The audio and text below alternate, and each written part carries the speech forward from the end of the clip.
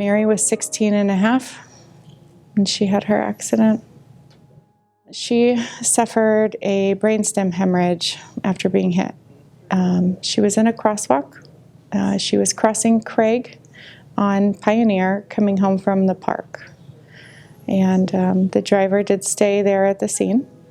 And thankfully, paramedics got there pretty quickly and they took her there to the trauma center. On Thursday, Thanksgiving Day that year of 2015, Mary was pronounced brain dead. And the following Saturday, she was taken in for surgery because she was an organ donor.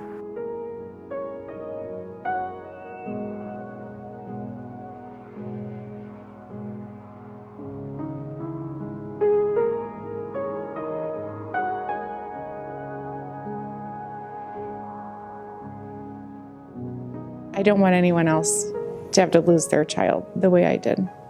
She was a junior in high school. Yes, Mary was very much a very silly teenager, very sassy at times teenager. While she was at UMC, they were kind enough to us to not limit the number of visitors or visiting hours for her in the ICU. So there were, kids from her high school coming through, her friends, and we had recently moved here from California, so we had people coming from California as well, and her room was packed full of people all the time. But the stories that they would tell, they all had a common theme to them, and that was that Mary told me to be myself. Mary told me to be a better person, and don't change who you are for other people. And I was grateful to get those stories.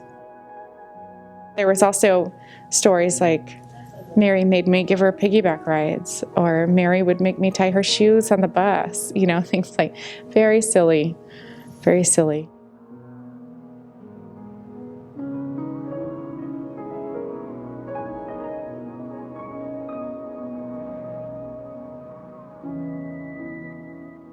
She also loved to ride horses, and she spent a lot of time with that. She loved her skateboard. She loved her brother and sister, very much. Her younger sister is now 17, and her younger brother is 12. They're doing as okay as they can. Her little sister is now older than she was, and that was a hard birthday for her. She should never have to be older than her big sister. It's unfair. She was like a really good person. She was an angel. I know one really cool thing she did was she helped like an old blind woman finish writing a book, like when she was like 12 or 13. Like she was just like such a good person, and she just like lived to help people, and she was my best friend.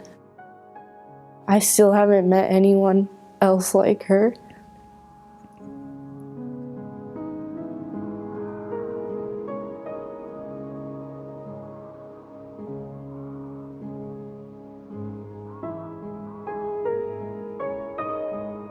Her brother now at 12, he's 6 feet tall and clumsy, and she never got to see him grow. They had a special relationship. She was very protective of him.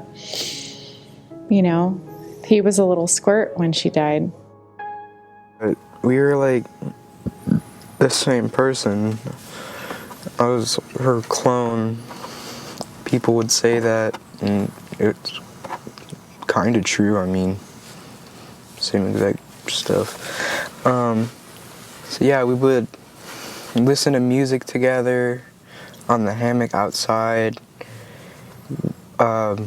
We would play Dark Souls 3 on PlayStation. She taught me how to ride a skateboard, so Um, I think that it's a very special relationship that not a lot of people have with their older siblings, you know. 'Cause a lot of people see their older siblings like their arch enemy, but I think they should value it until they lose it, you know.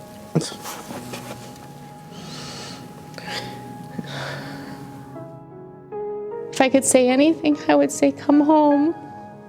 But you've made me very proud with your choice to always serve people. And even, you know, your last act was to give life to people you never met. Every day of my life, I'm proud of you. And I miss you.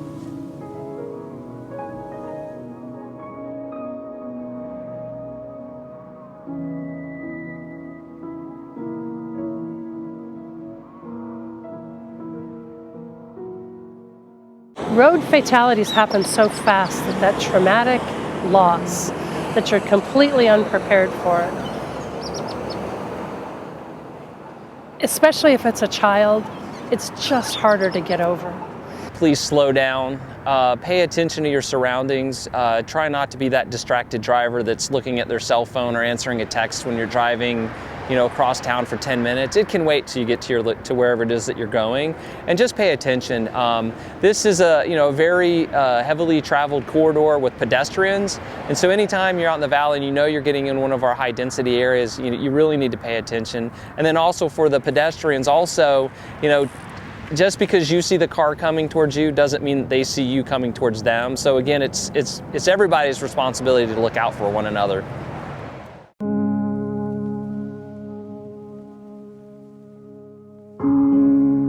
We had a routine that we did every morning. I would always ask him if he had his phone, and he'd say right here, and then I'd say, do you have your keys? And he'd say right here, and he'd pull on his lanyard. And then I would say, do you have your cuteness? And he would always say right here. And then I would tell him I love him and give him a kiss and a hug, and I told him to be safe, and he left for school that day. My daughter was home, and she called to see where we were, and then she called a little bit later, and she was screaming that Johnny had been hit by a car. And while we were on the road, Emily called.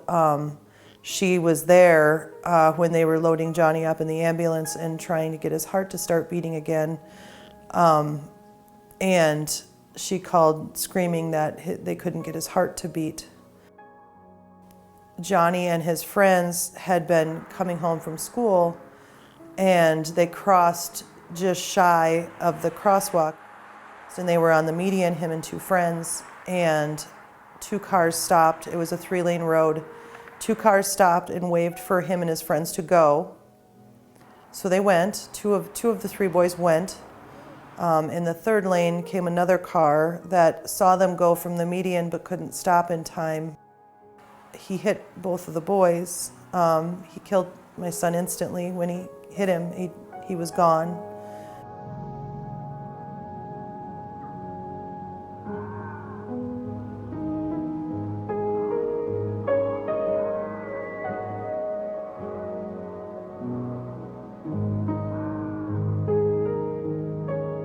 I don't think any parent expects to lose their child, especially not at 12. He was my baby.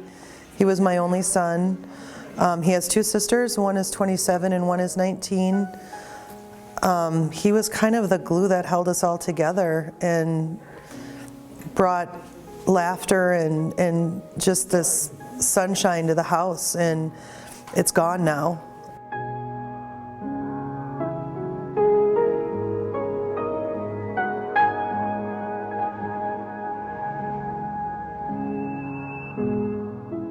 He was just this incredible kid who was, well, he was in the gifted and talented program. He's extremely intelligent, but he was so kind, and he was funny, and he was so fun to hang around with because he was great. He was my best friend.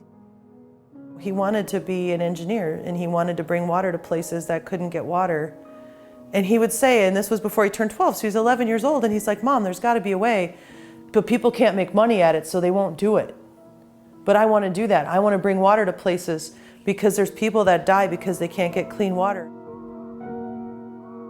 His friends and all the kids that saw it happen, they have to live with this vision in their head.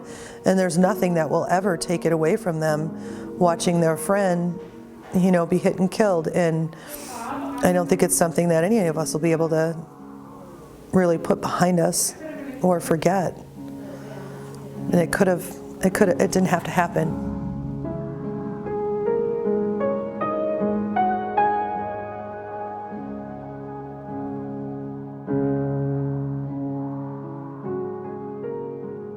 They had a candlelight vigil at the park across the street from where he was hit. And all the kids would come up to me and they would hug me and say things about Johnny. And I remember these 4 little girls came up to me and said, Johnny was nice, and not everybody was nice. They did that where they buy a star for him in his name. If you take the top of the Big Dipper and go down, that's his star. What gives me courage is the hope that I saved somebody's life.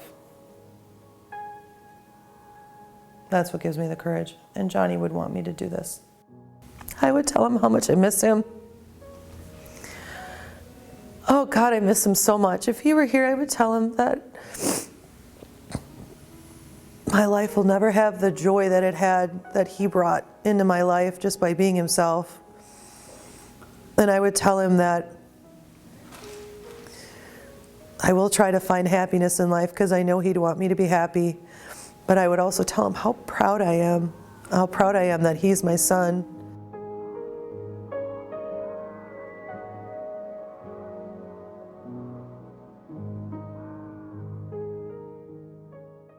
There's always things that you have to do as the human, especially as the pedestrian. So we want all the pedestrians to understand you have to pay 100% attention. Walking on any street, crossing any street, for sure. That you watch for every car, those right-hand turners, those red light runners, because they're going to take your life if you're not watching for them. And as a driver, your need to go fast, your need to get somewhere in 15 minutes when in reality it takes 30 minutes, you're putting lives at risk. And everyone needs to do the right thing and help us reach 0 fatalities. Don't look at your cell phone when you're crossing the crosswalk. You know, look up for that 10-15 seconds it takes you to get across the street. It could save your life. You know, pay attention to your surroundings, and like you said, it's always important to make eye contact with the driver in the car. I know a lot of people are uncomfortable looking at people, but it's for your safety. And just, you know, make sure that they see you, and don't just assume that because, you know, you've got the white sign to cross a crosswalk that, you know, people are paying attention to that, because as we know that, you know, not everyone pays attention when they're crossing an intersection.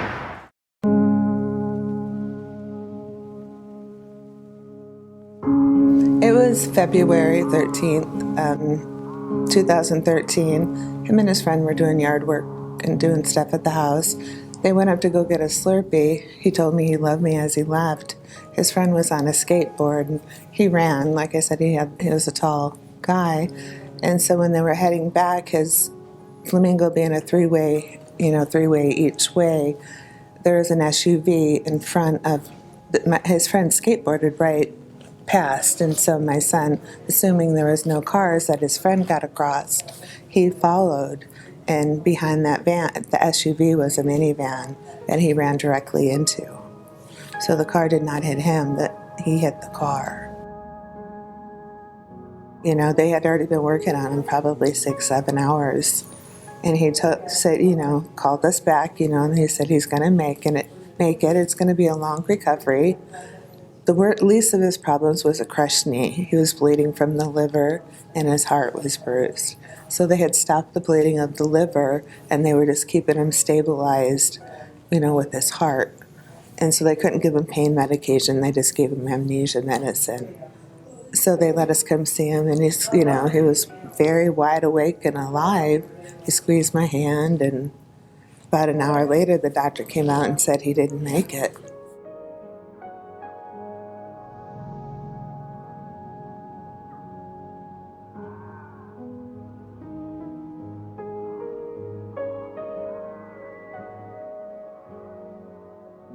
Oh, he was just larger than life, just funny and great at sports. Jimmy had an amazing spirit. So we did a lot of stuff together, backpacking. When I got him his first skateboard, he was into speed skating for a while. So I went through basketball with him, all that. He and I had a really interesting relationship. We were super close when I was little. He used to take me out skateboarding all the time. He used to ask me what I wanted to be when I grew up, and I told him a professional skateboarder because I just wanted to make him proud. I looked up to him a lot, definitely. He had a big influence on a lot of people, and he was just one of those people that drew people to him.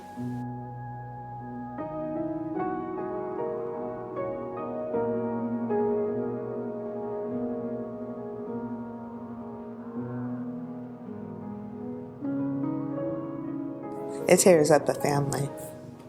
It really does. James was my firstborn. You know, I had him when I was 18. My heart is broke. Not having Jimmy here, it'd never be the same. His cousin that was really close ended up killing himself directly after that, within 2 weeks. The younger sister took it harder. She cut her wrist all the way up to there within 2 days, so it affected her tremendously. Alina attempted suicide. So it doesn't get any worse. You don't find a deeper place in the despair pit, except that's the deepest place you can go. And at the time, he died when she was 16, and I don't think she's ever gonna get over it, frankly. I kind of shut it out for a long time. I dealt with it like probably 2 or 3 years later when I was already moved out of town and kind of just dealt with it on my own. I don't think I really fully processed it when it happened. It definitely, I still felt a lot of grief at the time, but it wasn't like the full weight of the situation. It didn't really hit me till later on, and then I processed it then.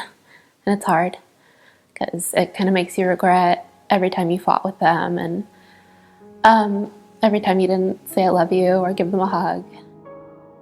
If we can save one other child or somebody's son or brother or mother, it's a great thing.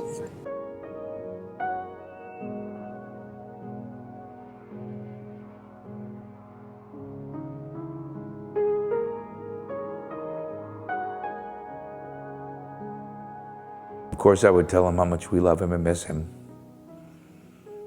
But I think I would tell him what an impact he had on so many people's lives.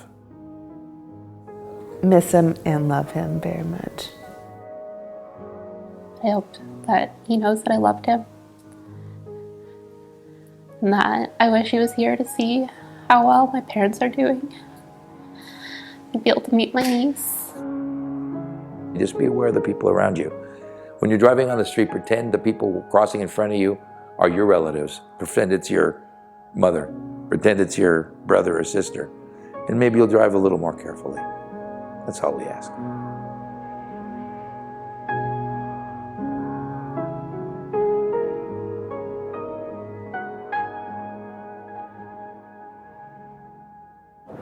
Whether it was 5 feet from a crosswalk,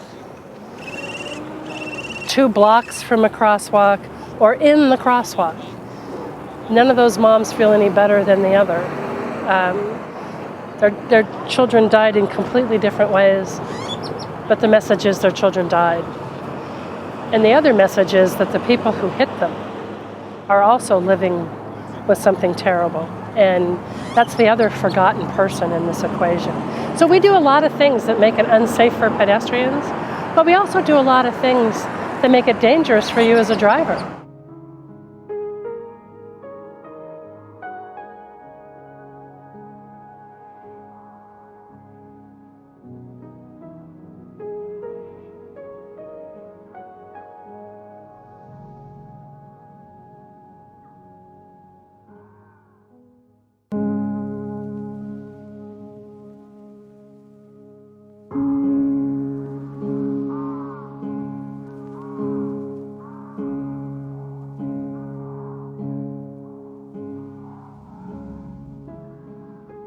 I'm the mother of Johnny Smith, who was the boy who was hit and killed on March 25th by Wet n Wild. Lay your template down, have somebody hold and somebody else mark, and go to the next spot. I think it might have been the 41st pedestrian fatality last night in Clark County this year.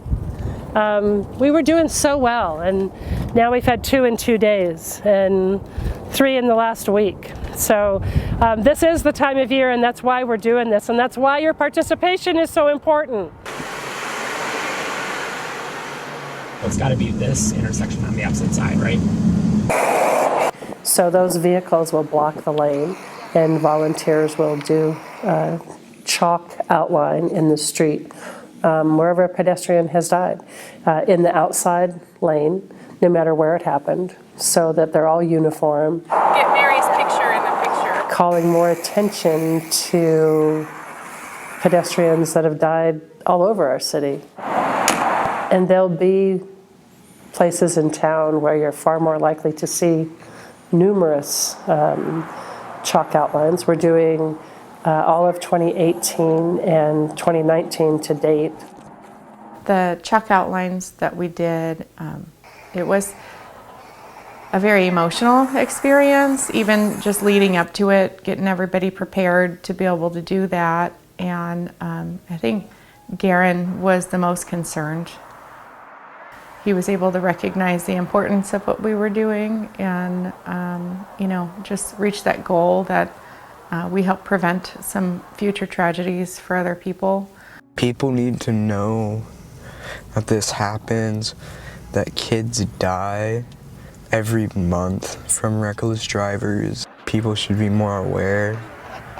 So like another 12-year-old won't die from just crossing the street. It brought back a lot of memories, but in return, I hope that it brings awareness to the public, that pedestrians, are getting hit. What was going through my mind was my thoughts of my son lying on the ground, and it hit me really hard. It's something I have a tough time processing, trying to, and for a long time, it kept me up at night. I would just keep seeing Johnny get hit by a car over and over again. Johnny's chalk outline is still there. It hasn't faded. And it kind of brought it back, a visual of my little boy on the pavement. And it was just me trying to, I guess, come to terms with that. And I don't think that I ever will come to terms with that. It was important for me because I want to raise awareness of something that's so preventable that people need to learn that a car may not stop for them, and a body versus a car, the car is always going to win. The Chalk Outline program, it gave people a visual on just how many people have died by getting hit by a car, and I wanted to help raise awareness, and if it makes one driver more cautious or one pedestrian more cautious and saves their life, then it's a success. I need his death to mean something, that it maybe saves somebody's life so that another mother doesn't go through what I'm going through now. The true effect of those 91 lives that we memorialized, the pain represented is amazing. Other people reached out and said, "Can we paint my spot?" We could have painted thousands of spots.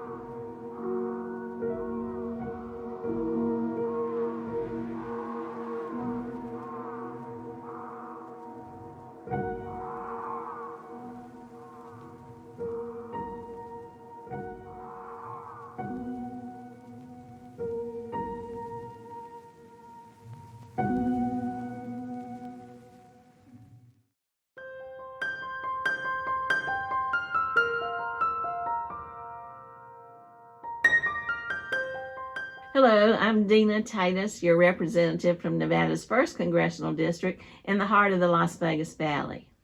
The 3 stories you just heard in this documentary are sadly just a snapshot of the lives lost in our community due to pedestrian fatalities. As noted in the film, Nevada ranks among the top 12 states in traffic fatalities, and over the last year, that number has increased. Each death is a tragedy. We must celebrate the memories of those who have lost their lives and think about the impacts of that loss on their loved ones and on our community. So I am grateful to everyone who took the time to learn about Mary, Johnny, and James, and so many other sons and daughters who've been taken from us far too soon. I want to thank Brad Horn and PedSafe Nevada for putting a spotlight on this issue. I also want to thank Governor Steve Sisolak, along with NDOT, the Nevada Department of Public Safety, Highway Patrol, Department of Motor Vehicles, advocates and activists like Erin Breen, and the mothers we met in this documentary, for the work you all continue to do day in and day out to improve the safety of our roadways for all users. Your efforts are saving lives, and I'm proud to be your partner.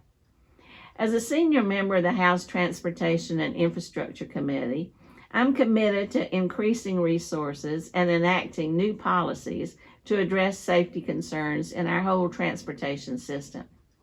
Now, with President Biden in the White House, we have a partner who is truly dedicated to making investments in our infrastructure that will help build back our nation better, fairer, greener, and safer. In the coming weeks, the House of Representatives will get to work on a new infrastructure package, and I look forward to advancing a bill that responds to the safety needs in our state and across the nation. I'll work directly with Transportation and Infrastructure Committee Chairman DeFazio to ensure that Nevada has a seat at the table in the federal conversation about this new infrastructure bill. In that process, I look forward to working with each of you to get this done. Indeed, we must. So thank you for your time and for your advocacy.